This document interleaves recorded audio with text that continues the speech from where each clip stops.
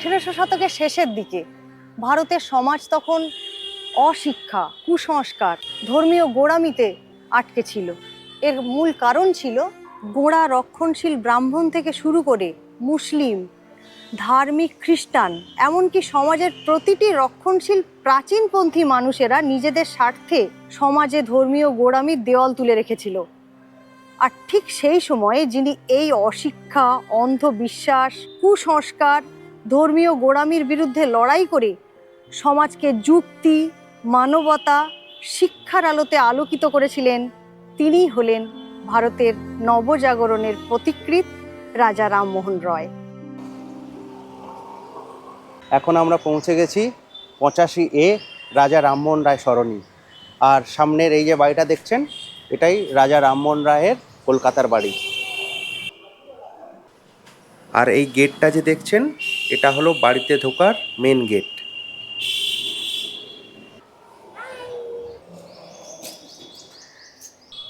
রাজা রামমোহন রায়ের এই বাড়িটি 1815 সালে ফ্রান্সিস মেন্ডিসের কাছ থেকে 13,000 টাকার বিনিময়ে এই বাড়িটি কিনেছিলেন। আর কলকাতাতে রাজা রামমোহন রায়ের আরও অনেকগুলো বেশ বাড়ি ছিল, তবে 1830 সালে তিনি যখন ইংল্যান্ডে যাত্রা করছিলেন, তো সেই যাত্রার ব্যয় তিনি তোলার জন্য কলকাতার বাকি সমস্ত বাড়ি বিক্রি করে দিয়েছিলেন, কিন্তু এই বাড়িটা কিন্তু তিনি বিক্রি করেননি। এখনও পর্যন্ত এই বাড়িটা রয়েছে। তবে 1960 সাল পর্যন্ত ওনার দুই সন্তান রাধাপ্রসাদ এবং রামাপ্রসাদ, ইনারা তাদের সপরিবারে এই বাড়িতে বসবাস করতেন। তারপর কিন্তু এই বাড়িটি বেআইনি দখলদারদের হাতে চলে যায়। পরবর্তীকালে 1986 সালে ভারত সরকার, পশ্চিমবঙ্গ সরকার এবং রামমোহন কলেজের উদ্যোগে এই বাড়িটিকে পুনরুদ্ধার করা হয়। আর বর্তমানে এই বাড়িটি এখন রামমোহন মিউজিয়াম হিসেবে পরিচিতি লাভ করেছে। রয়েছে রামমোহনের সারা জীবনের অনেক কিছু স্মৃতি। তো চলুন এখন আমরা রামমোহন মিউজিয়াম ঘুরে দেখব, আর আপনাদের সাথে শেয়ার করব রামমোহন রায়ের জীবনের অনেক অজানা গল্প, যেগুলো হয়তো আপনারা আগে শোনেননি। তো চলুন ভেতরে ঢোকা যাক।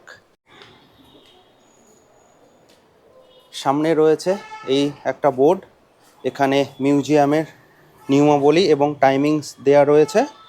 ভেতরে ঢুকেই দেখতে পাবেন রামমোহন রায়ের একটা পাথরের বিশাল বড় মূর্তি।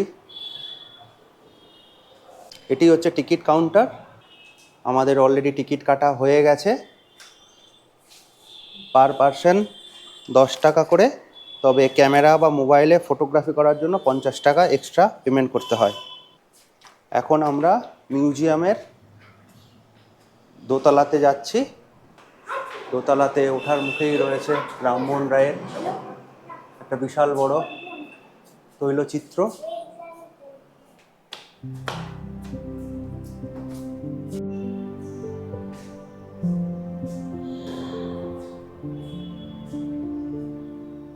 আর এখানে দেখতে পাচ্ছি রামমোহন রায়ের সংক্ষিপ্ত বংশ তালিকা। রাজা রামমোহন রায় আত্মীয় সভা প্রতিষ্ঠা করেছিলেন। আর এই দেওয়ালে তৎকালীন সমাজের কিছু চিত্র তুলে ধরা হয়েছে। রামমোহন হ্যামিল্টন বিতর্ক, আত্মসম্মান বোধের সেই যে একটা ঘটনা রয়েছে, সেটা দেখানো রয়েছে। এখানে আছে রামমোহনের শিক্ষা লাভ, শিক্ষা বিস্তারে ওনার কতটা অবদান বলতে গেলে নারী শিক্ষা তো বিশেষভাবে বলা যায়। ওনার একটা উক্তি আছে, ত্রিলোকের বুদ্ধির পরীক্ষা কোন কালে লইয়াছেন, যে অনায়াসে তাহাদিগকের অল্প বুদ্ধি কহেন। কারণ বিদ্যা শিক্ষা ও জ্ঞান শিক্ষা দিলে পরে ব্যক্তি যদি অনুভব গ্রহণ করিতে না পারে, তখন তাহাকে অল্প বুদ্ধি কহা সম্ভব হয়। আপনারা বিদ্যা শিক্ষা জ্ঞান উপদেশ ত্রিলোককে প্রায় দেন নাই, তবে তাহারা বুদ্ধিহীন হয় কিহারূপে নিশ্চয় করেন। এটাই বলেছিলেন। একদমই, নারী শিক্ষার প্রচারে তিনি অনেক গুরুত্বপূর্ণ ভূমিকা পালন করেছিলেন। পিতা রামকান্ত রায়ের দ্বিতীয় স্ত্রী তারিণী দেবীর ছোট ছেলে হিসেবে রামমোহন রায় জন্মগ্রহণ করেছিলেন 1772 সালে হুগলি জেলার রাধানগর গ্রামে। আর এই দেখুন, এই সেই ওনার জন্মস্থান রাধানগর গ্রামের পৈতৃক ভিটে, সেটার একটা ছবি। আর এটা রয়েছে রঘুনাথপুরে রামমোহনের স্বনির্মিত গৃহের ভগ্নাবশেষ। খুব ছোট থেকেই তিনি সংস্কৃত ভাষা ও পার্সি ভাষা শিখে নিয়েছিলেন। আর মাত্র 15 বছর বয়সে তিনি ফার্সি ভাষাতে প্রথম পৌত্তলিকতার বিরুদ্ধে বই লিখে ফেলেন। আর তখন থেকেই শুরু হয় বাবার সাথে মতানৈক্য। বাবা বাড়ি থেকে তাড়িয়ে দেন। এরপর তিনি নেপাল, তিব্বত, পশ্চিমবঙ্গ সহ ভারতের নানা জায়গায় ঘুরে বেড়ান, ইংরেজি শিক্ষাও লাভ করেন। আবার 4 বছর পর সেই হুগলি জেলার রাধানগর গ্রামে ফিরে আসেন। বাবা ভাবলেন ছেলের মনে হয় সুমতি হয়েছে, কিন্তু উল্টোটা হলো। বাড়ি ফিরে এসে রামমোহন রায় আরও প্রবলভাবে সমাজের অন্ধ কুসংস্কারের বিরুদ্ধে সোচ্চার হয়ে ওঠেন।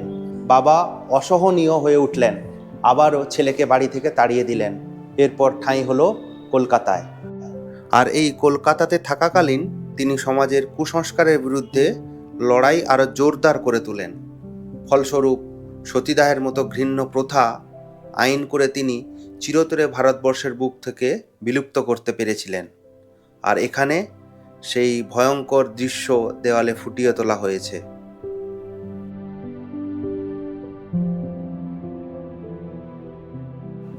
এই ঘরটিতে রামমোহন রায়ের ব্যবহৃত কিছু আসবাবপত্র রয়েছে। রয়েছে একটা আয়না, একটা চেয়ার, ওনার ব্যবহৃত টেবিল।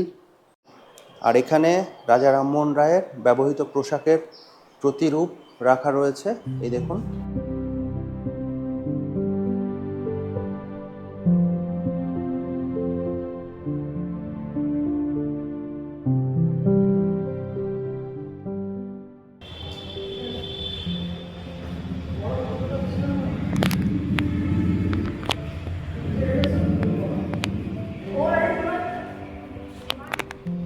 আঠেরোশো 3 সালে পিতা মারা যান।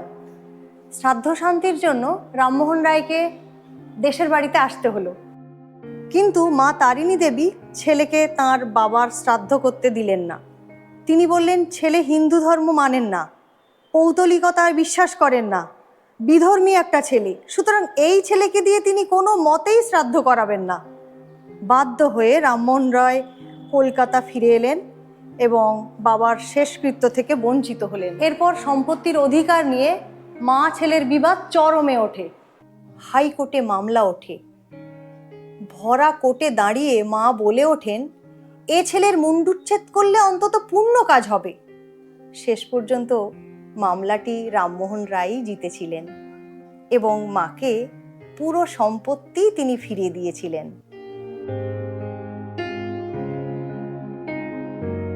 1830 সালে ভারতের মাটি ছেড়ে তিনি ইংল্যান্ডের উদ্দেশ্যে পূর্ব মেদিনীপুরের খেজুরি বন্দর থেকে তিনি রওনা দিয়েছিলেন। তার একটা সুন্দর চিত্র ফুটিয়ে তোলা রয়েছে।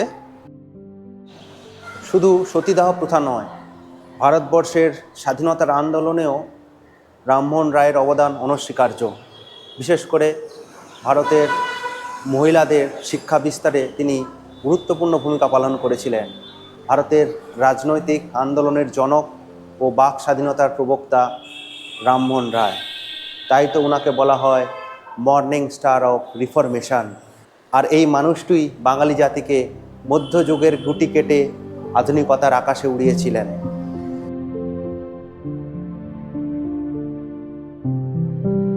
আর এই দেওয়ালে রয়েছে ইংল্যান্ডের বাড়িতে তিনি যখন অসুস্থ ছিলেন তার একটা ছবি।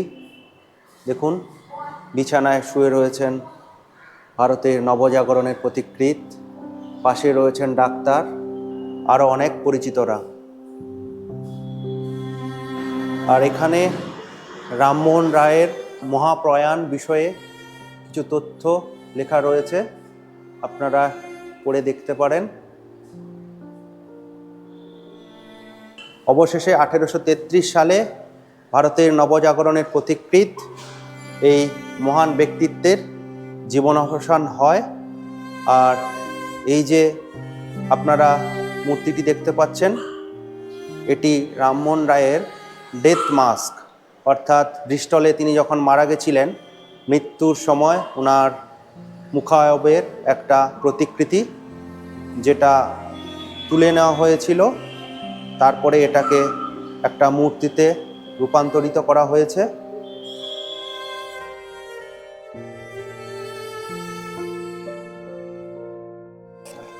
এখানে রবীন্দ্রনাথ এবং রামমোহন রায়ের একটা ফ্রেমেই দুজনের ছবি রয়েছে, দুই মনীষীর। তাই তো কবিগুরু বলেছেন, কি রাজনীতি, কি বিদ্যা শিক্ষা, কি সমাজ, কি ভাষা, আধুনিক বঙ্গদেশে এমন কিছুই নাই রামমোহন রায় স্বহস্তে যাহার সূত্রপাত করিয়া যান নাই। বিয়ে হয়েছিল শৈশবে মাত্র 10 বছর বয়সে, কিন্তু এটা অডিও ভিজুয়াল রুম।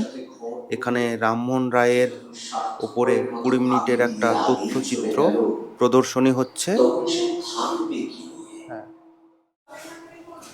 এখন আমরা ঢুকছি রাজা রামমোহন রায় গ্রন্থাগারে।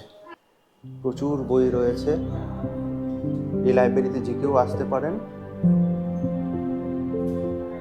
দোতলার এই বাড়ি থেকে দেখুন রামমোহন কলেজ কত সুন্দরভাবে দেখা যাচ্ছে। রামমোহন কলেজ এবং রামমোহন রায়ের এই বাড়ি দুটোই কিন্তু একই কম্পাউন্ডের মধ্যেই রয়েছে। এখন আমরা মিউজিয়াম ঘুরে নিচে নামছি। ঘড়িতে অলরেডি 3:44 বাজে। 4টে পর্যন্ত মিউজিয়াম খোলা থাকে।